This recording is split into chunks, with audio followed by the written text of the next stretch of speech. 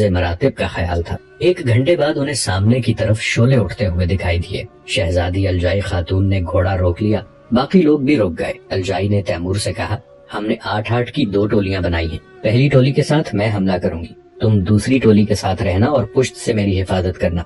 तैमूर का चेहरा अब भी सपाट था, लेकिन आंखों की पुतलियां सुर्ख होकर फड़क रही थीं। उसने बाएं तरफ कमान और दाएं जानिब तरकश पर हाथ रखे हुए थे। शहजादी, मेरी गुस्ताखी माफ कीजिए, हमला मैं खुद करूंगा। शहजादी चाहे तो पुश्त पर रहकर हिफाजत कर सकती हैं।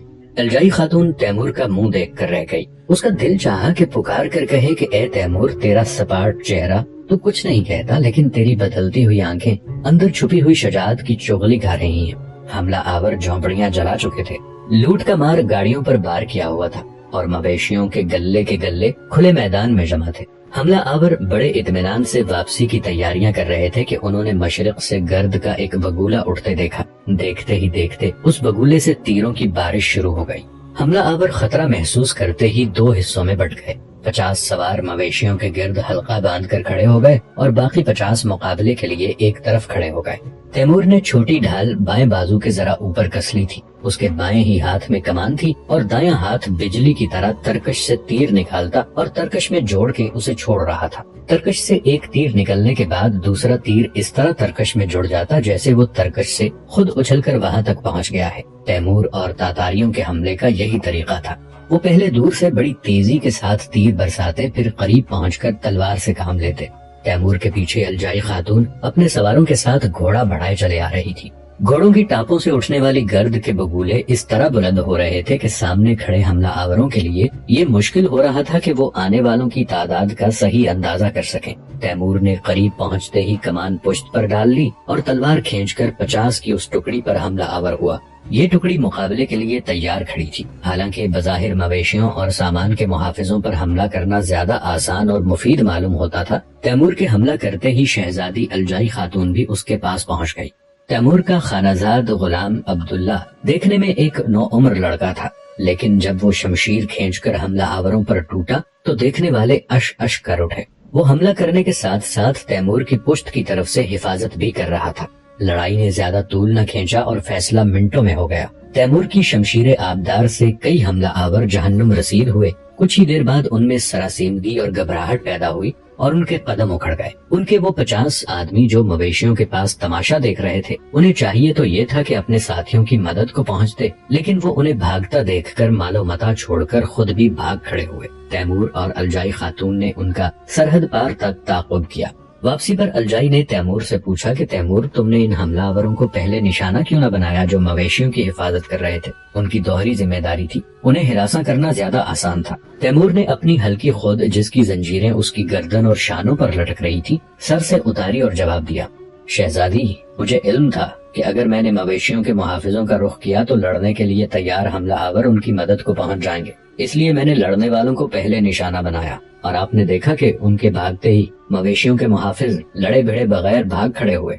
अलजाई खातून तैमूर की बहादुरी के साथ उसकी ज़हानत और फाजी सूझबूझ की भी दिल से कायल हो गई। झोंपड़ियों की इस आबादी के निहत्ते लोग हमला आवरों को आते देखकर भाग खड़े हुए थे और दूर जाकर खेतों और झाड़ियों में छुप गए थे। जब हमला आवर शिकस्त खाकर भाग गए तो ये लोग भी वापस आ गए और इजहार तशक्कुर के तौर पर तैमूर और दूसरे लोगों के सामने सर झुकाकर खड़े हो गए। अलजाई खातून ने उन्हें उनका सामान और मवेशी वापस कर दिए। 5 तलवारें और 5 तरकश और कमानें भी उन्हें दी गईं ताकि वो एक हिफाजती गिरोह बनाएं। अलजाई खातून ने उन्हें ये भी यकीन दिलाया कि वो बहुत जल्द इस इलाके में एक फौजी चौकी कायम करा देगी ताकि दोबारा हमले का खतरा बाकी न रहे। तैमूर से 100 साल पहले समरकंद और उसके अतराफ के तमाम इलाके पर, जिसमें सराय साली भी शामिल था, चंगेज खान के मंजले बेटे चुगताई खान की हुकूमत थी।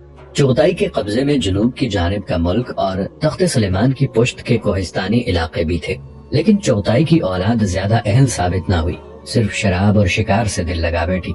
इसका नतीजा ये हुआ कि उसके तातारी सूबेदार यके बाद दीगरे से खुद मुख्तार होते गए और चुगताई खवानीन पसपा होकर शिमाल में जा बसे। अलजाई खातून के दादा कज़गन को एक चुगताई खान ने समरकंद का हाकिम मुकर्रर किया था। खवानीन दौलत की तलाश में अक्सर व बेशतर समरकंद के अतराफ में लूट मार करते रहते। قزغن ان کی اس روش سے بڑا پریشان تھا۔ تاتاری نسل کا تھا اور تقریباً تمام تاتاری قبائل اسلام قبول کر چکے تھے، جبکہ چغتائی خوانین اب تک چنگیزی مذہب کے پابند تھے۔ مذہب کے اس اختلاف کی بنا پر بھی تاتاری چغتائیوں سے نجات حاصل کرنا چاہتے تھے۔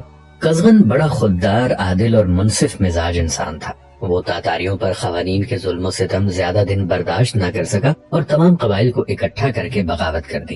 یہ جنگ بہت طول کھینچ گئی۔ اس دوران چغتائیوں کے خان کا انتقال ہو گیا اور اس کے بعد قزغن کو سمرقند کا واحد حاکم تسلیم کر لیا گیا۔ قزغن بلا کا ذہین تھا، اسے معلوم تھا کہ خوانین اسے چین سے نہ بیٹھنے دیں گے اور موقع پاتے ہی اس پر حملہ کریں گے۔ اس فتنے کو ہمیشہ کے لیے ختم کرنے کے لیے اس نے ایک عجیب تدبیر اختیار کی۔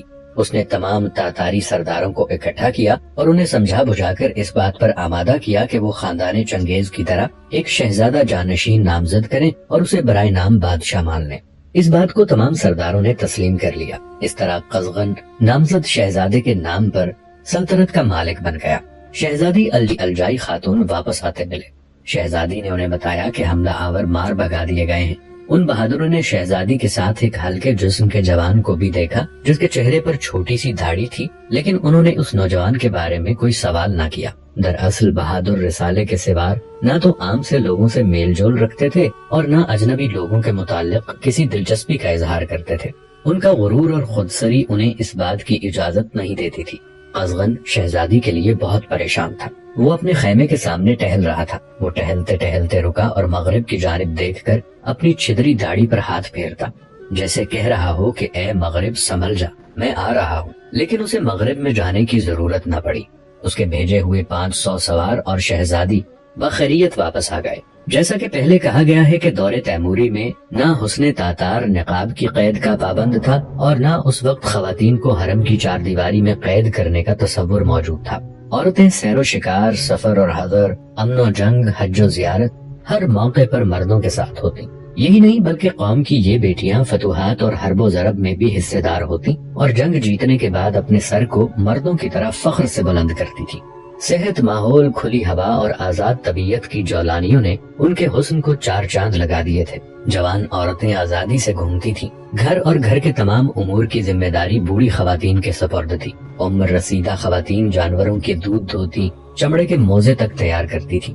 شہزادی الجائی خاتون بڑے بے باکانہ انداز میں ہنستی ہوئی گھوڑے سے اتری اور دادا کے گلے لگ گئی۔ شہزادی کی باخیریت واپس آنے کی تمام لوگوں کو خوشی ہوئی، لیکن اس کے چہرے یا سراپا کی طرف سے کوئی اظہار نہ ہوا، جیسے جمالیات کے کسی انداز یا زاویے سے وہ بالکل نابلد ہے۔ واپس آنے والے 500 بہادروں کے جتھے نے قزغن کے پاس آنے کی ضرورت محسوس نہ کی۔ وہ چپ چاپ اپنے خیموں میں چلے گئے۔ شہزادی الجائی خاتون دادا سے گلے مل کر الگ ہوئی۔ قزغن نے کہا، ہم تمہارے لیے بہت پریشان تھے۔